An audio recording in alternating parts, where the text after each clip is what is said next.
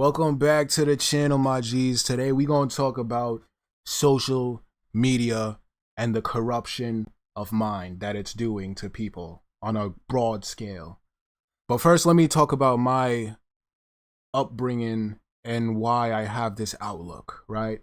Like growing up, I never had a social media. I never had access to social medias because like I come from like a poor kind of household where my mom is constantly working all the time to pay the bills.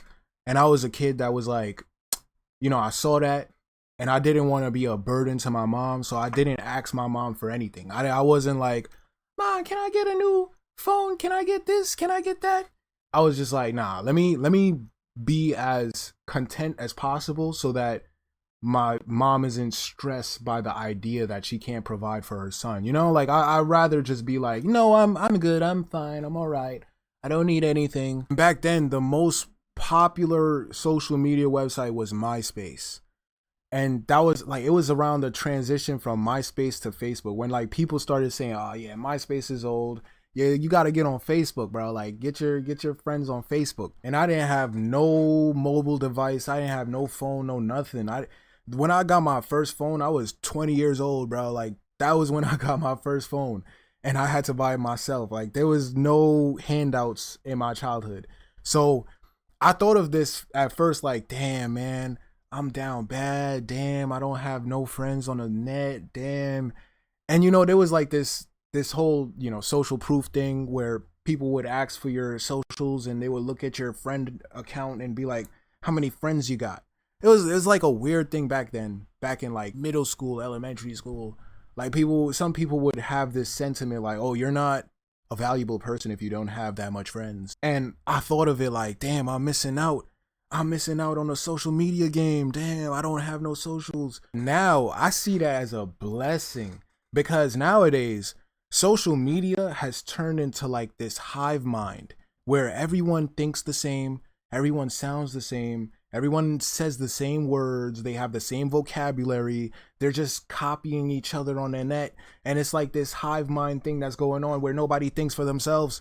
So I'm glad I didn't have any socials growing up. I'm glad I got to develop a regular childhood. Like social media was used to socialize back then. It was used to like connect you with friends that's across the country or connect you with friends that's, that you can't connect with in person. But now social media has turned into something completely different. Now it's all about validation. It's all about seeking attention. It's all about who can get the most clicks, who can get, it's like no one is really socializing. If I grew up like this with a phone in front of my face, just going like, I wouldn't have time to process my own life, process my own childhood, my own thoughts, my own feelings, my own emotions.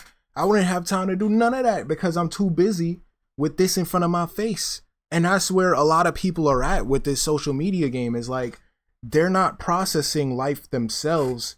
They're looking through the lens of someone else and saying, this is the truth, right? Like they're not actually taking whatever they get from the internet and be like, okay, let me challenge this with my life. Let me see this as they're looking at it like, oh, this is the truth. This is how I must think about life.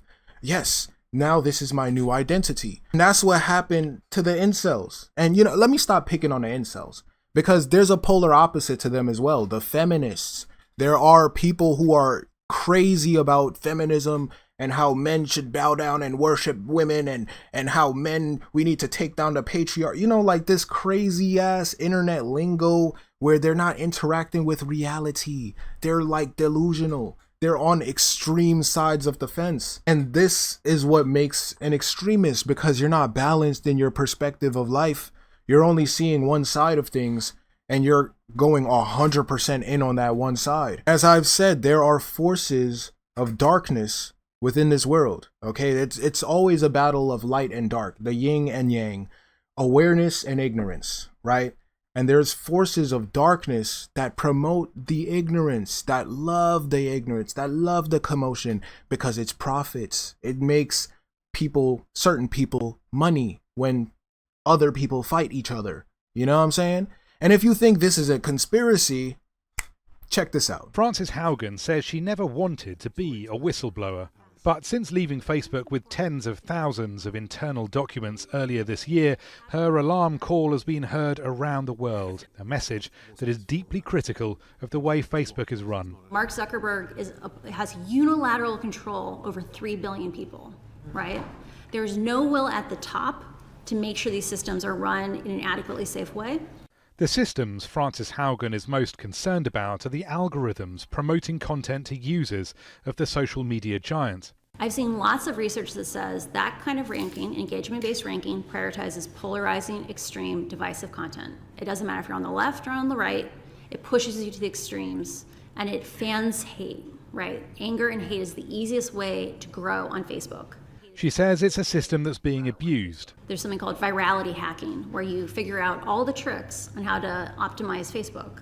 And good actors, good publishers, are already publishing all the content they can do.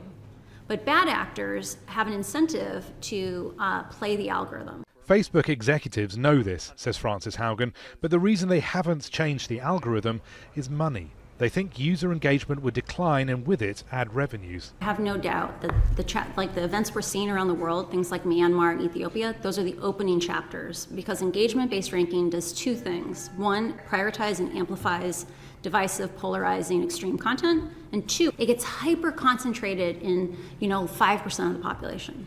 And you only need 3% of the population on the streets to have a revolution. I said a while ago in a video about politics how there's the left side and the right side, the right wing, the left wing, and the blue side, red side, whatever, right?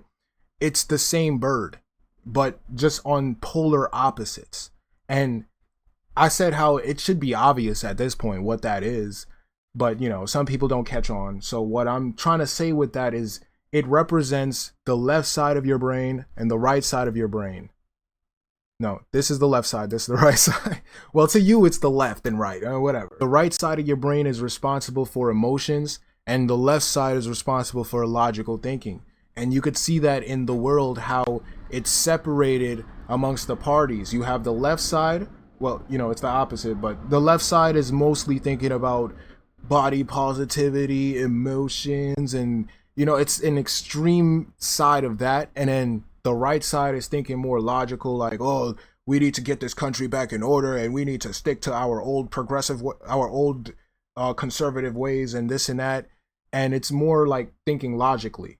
And both of them are on polar opposites, extremes. They're not meeting in the middle to have balance. It's all done like that on purpose to keep the charade going of the illusion of choice so that the real people in power don't get discovered. That's really what it is. It's for us to argue over who's gonna win, the red side or the blue side. Oh, I think the red side is better. I think the blue side is better. Oh, you must be a this supporter. You must be a that supporter. Oh, assumptions.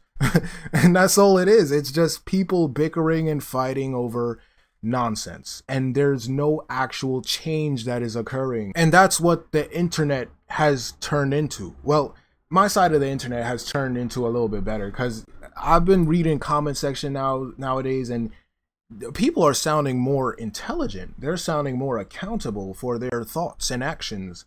A lot of people are more conscious now, because back in the days, the internet used to be a bunch of stupid opinions, a bunch of stupid takes. And it's just like, you just got to take it like that. Like, yo, that's just the internet, bro. It's just the internet. And it was like a lot of racism, a lot of like N-words going around. But now people are holding people accountable like, oh, you're a terrible person. I'm seeing that now. So I guess that's just my side of the internet. Maybe the algorithm is just, making my side of the internet look like that because what I focus on. But that should go to show that you can either use the internet for a valuable exchange, or you can get used by the internet, where people are using your emotions, using you to fuel the anger and fuel the hate and fuel the foolishness and the hypocrisy so that people can fight and make other people money.